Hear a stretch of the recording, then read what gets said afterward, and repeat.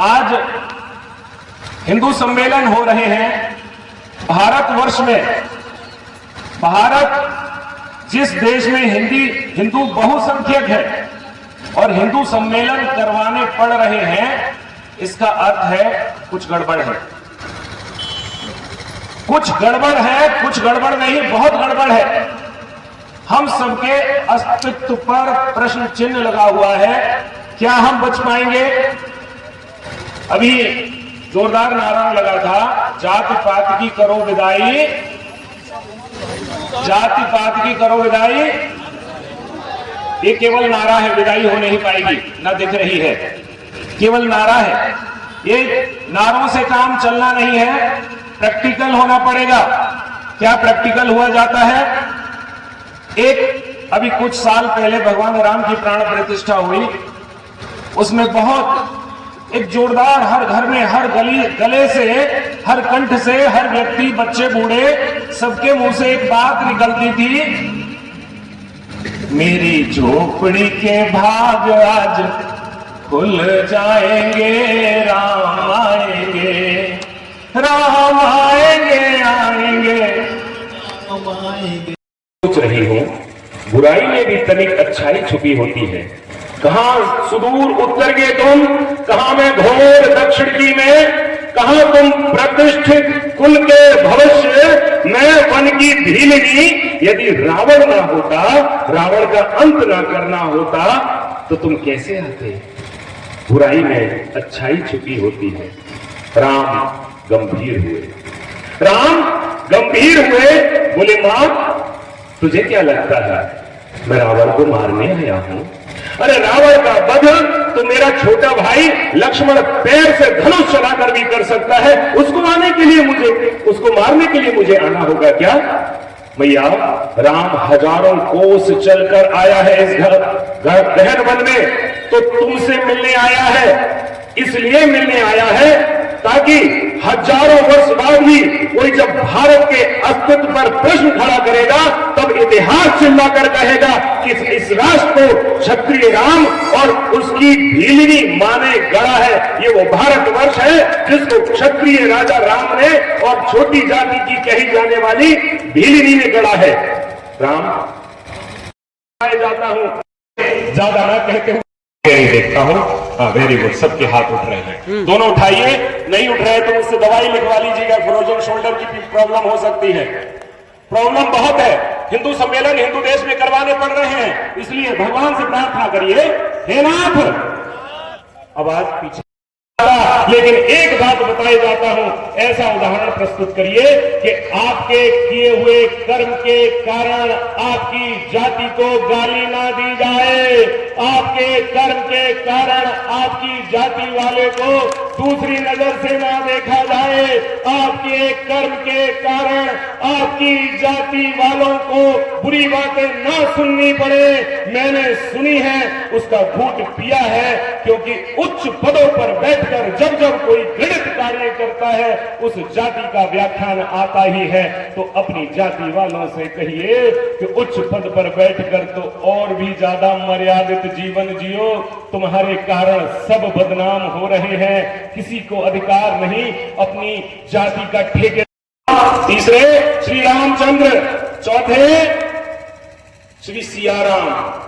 और तो और एक गाना था, ये कहां आ गए हम यूं ही साथ साथ चलते हैं, ये कहां आ गए हम। एक पार्टी की बात नहीं करूंगा, आप संकेत में समझ सकते हैं। राम मनोहर लोहिया जी के आदर्शों पर चलने की धमक देने वाले राम मनोहर लोहिया, राम मनोहर लोहिया की बात करने वाले राम के दुश्मन कैसे हो सकते हैं? जिनके परिवार में बड़े भाई और भतीजा मुख्यमंत्री हो, ऐसे श्री राम गोपाल के रहने साथ रहने वाले राम विरोधी कैसे हो सकते हैं? इसलिए कोई राम विरोधी यादव का टाइटल मतलब राम विरोधी नहीं हो सकता। आपके सामने नाथ नगरी बरेली धाम से मैं खड़ा हूं, मेरा नाम आगे डॉक्टर लगा है, पीछे यादव लगा है, लेकिन राम से मेरी सांसें चलती हैं। रामायण मेरा शौक है, राम का नाम सुनाने के लिए ही मात्र आपको मैं यहां पर चलकर आया हूं। तो भगवान राम शबरी माता से कोई ऐसी पार्टी ज्वाइन कर ले जहां गाइडलाइन बना दी जाती है कि आप जय श्री राम नहीं बोल सकते, जय श्री कृष्ण नहीं बोल सकते, आप चुप हो जाते हो।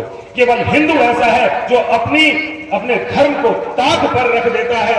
आप बहनों, आपसे मैं विनती करता हूं, ऐसे बच्चों को जन्म दीजिए, कहिए कहीं भी रहेगा, राम का रहेगा, कृष्ण का रहेगा, अपने हिंदू सनातन धर्म का रहेगा। पार्टी छूटे छूट जाए, टिकट छूटे छूट जाए, मंत्री पद चला जाए, राम की नजरों में गिरना नहीं, समाज की नजरों में गिरना नहीं।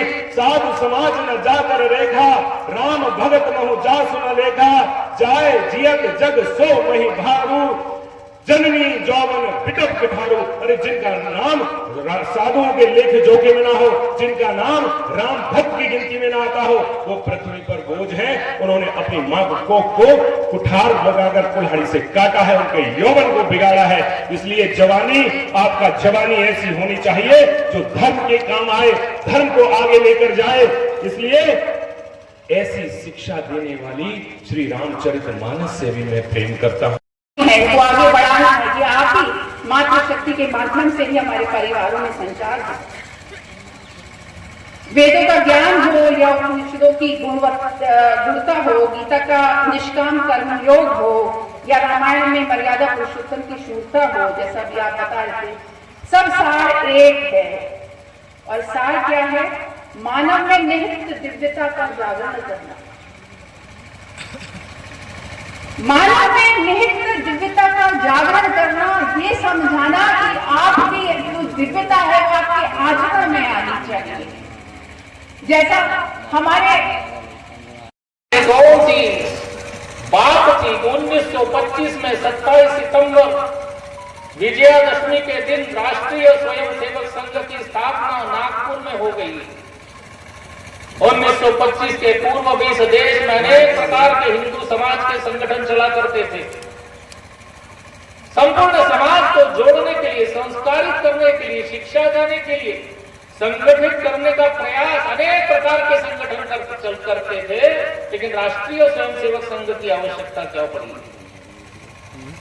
परम पूज्य स्वामी विवेकानंद 1893 में जिस समय विश्व धर्म सम्मेलन की उस विश्व विजयी यात्रा पूर्ण करके और 1897 में भारत में जब धरती पर उतरे, राजा महाराजा जमींदार सब उनके स्वागत के लिए दौड़ पड़े, क्योंकि विश्व में उन्होंने दिग्विजय प्राप्त किया था। और जब आप किसी को गुलाल लगाएं, होली की बधाई दें, तो बोले भक्त प्रहलाद की राम राम, प्रहलाद जी की राम राम। क्या बोलेंगे? जरा जोर से बोल दीजिए।